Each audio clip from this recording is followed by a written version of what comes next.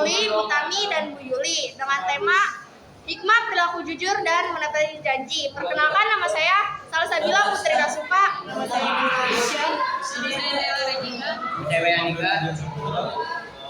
Dewi Andika, nama saya Adi. Kami dari kelas 9A. Ingin menanyakan tentang hikmah perilaku jujur dan menepati janji pada pelajaran agama Islam. Dan di sini kami akan mewawancarai guru bimbingan konseling yaitu Polri. Mohon maaf, saya mau bertanya, apa sih Yang dimaksud dengan perilaku jujur dan kenapa kita harus jujur? Ya, Ibu jawab menurut Ibu ya.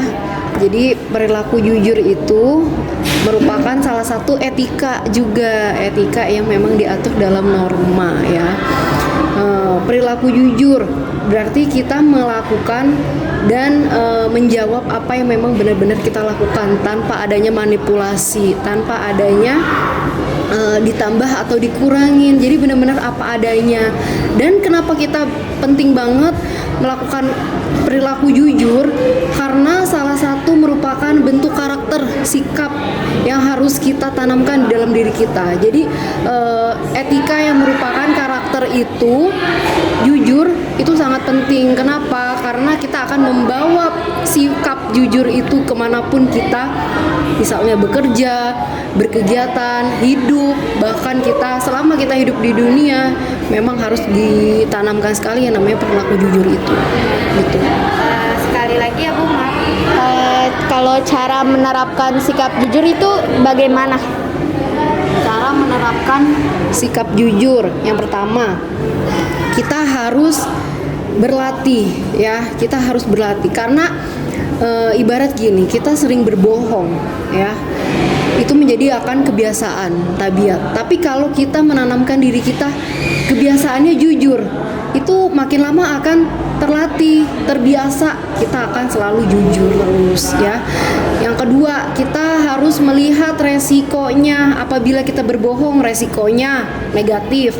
Berarti kalau kita jujur, berarti resikonya positif, dampaknya positif ya kan, akan menimbulkan yang namanya manfaat. Jadi pentingkah mana, resiko atau manfaat? Kalau penting manfaat, berarti jujur itu perlu sekali kita tanamkan, perlu sekali kita terapkan. Itu caranya gitu.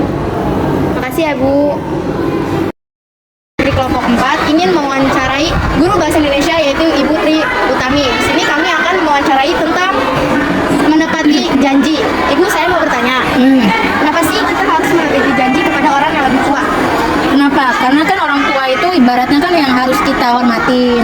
Jadi kalau kita menepati janji itu seperti kamu menepati janji yang diminta sama orang tua kamu. Kalau orang tua kamu bilang, "Nak, kamu harus begini ya, kamu harus begini." Berarti kamu sebagai anak itu harus bisa mengabulkan apa yang diminta oleh orang tua kamu. Gitu. Terus kamu nih misalnya kalau sudah dewasa nanti, anak kan itu kalau dewasa kan harus bisa memberikan apa yang diminta oleh orang tua. Walaupun orang tua itu tidak minta, tapi kan yang namanya orang tua ingin dong anaknya bisa tahulah balas budi orang tuanya seperti apa. Karena sudah tidak bisa mencari, sekarang anaknya mencari. Nah, itu janji seorang anak harus bisa berbakti kepada orang tua. Karena kalau kita tidak berbakti kepada orang tua, ya, itu bisa ibaratnya tuh kamu sebagai anak gagal. Ibaratnya kamu sama guru deh. Guru kamu minta kamu harus belajar yang benar, harus bisa memperbaiki lagi belajarnya. Kamu harus janji sama ibu tidak akan melakukan kesalahan lagi. Nah, janji itu ibarat utang yang harus kamu bayar. Kalau kamu tidak menepati janji sama orang tua, ya berarti kamu gagal. Gitu. Dan ada pertanyaan lagi nih Bu, apa sih manfaat atau hikmah dari menepati janji? Manfaat. Ya, manfaat. Manfaat menepati janji itu kita tuh bisa lega gitu, bisa lega membayar apa yang sudah kita janjikan kepada seseorang. Itu ibaratnya kamu nih punya hutang sama seseorang, perlu nggak kamu bayar? Perlu. Biar apa sih? Biar kayak utangnya itu Invest kan, dan nggak ada kamu nggak dibayang-bayangin hutang kan. Sedangkan di dalam agama Islam itu kan kita wajib membayar hutang, karena kalau sampai kita tidak bisa membayar hutang itu akan ditanya di akhirat nanti. Gitu. Nggak cuma hutang dalam hal materi ya, tapi hutang dalam janji sikap kita harus berubah. Nah, itu manfaatnya itu ada buat kita tuh, mungkin akan jadi lebih baik gitu. Jadi janji itu tidak hanya berupa material, tapi berbentuk sesuatu hal yang positif juga. Entah itu sikap perilaku kamu yang harus minta diubah, itu buat diri kamu kamu sendiri gitu, bukan buat orang lain gitu. Dan ini ada satu lagi sih akibatnya kalau kita tuh tidak menepati janji kepada orang yang kita udah janjiin gitu. Sekarang Bu Tami tanya sama kamu, kalau misalnya kamu punya utang nih sama teman kamu, kamu nggak bisa janjiin.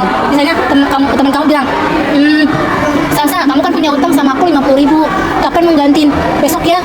Nah, terus teman kamu nagih, akibatnya apa buat kamu sendiri? Kan ada orang ada batas sabarnya kan? Ya. Terus orang itu udah ngertiin kamu nih, nggak mau ditagih di depan orang. Saking kesalnya kamu menunda-nunda, kamu disamperin di depan umum. Malu kan? Akibatnya kan kita kalau nggak bisa menepati janji itu malu kan?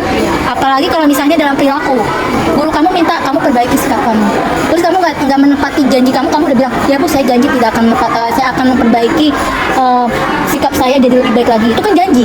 Tapi kalau kamu mengingkari janji itu, kan yang berakibat fatal itu kamu tidak akan dipercaya sama orang lain. Gitu. Jadi janji itu kalau misalnya tidak ditepati, orang yang tadinya udah percaya sama kamu udah nggak percaya lagi. Gitu. Bahkan bisa berdampak bikin kamu malu sendiri karena kamu mengingkari janji. Gitu. Oke, terima kasih, itu pendapat dari Ibu Tami tentang menepati janji. Terima kasih Ibu udah meluangkan waktunya untuk mewawancarai tugas agama. Terima kasih ya Bu. Oke, sama-sama.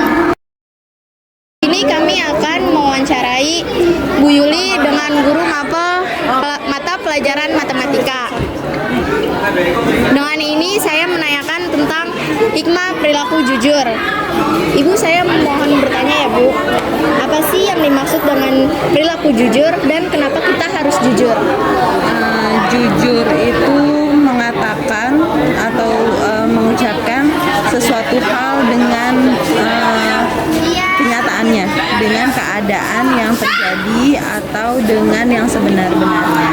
Kenapa kita harus berperilaku jujur atau menerapkan perilaku dan kata jujur? Karena untuk keuntungan diri kita sendiri, supaya kita dipercaya sama orang, supaya memang tidak ada kebohongan terutama pada diri kita sendiri gitu.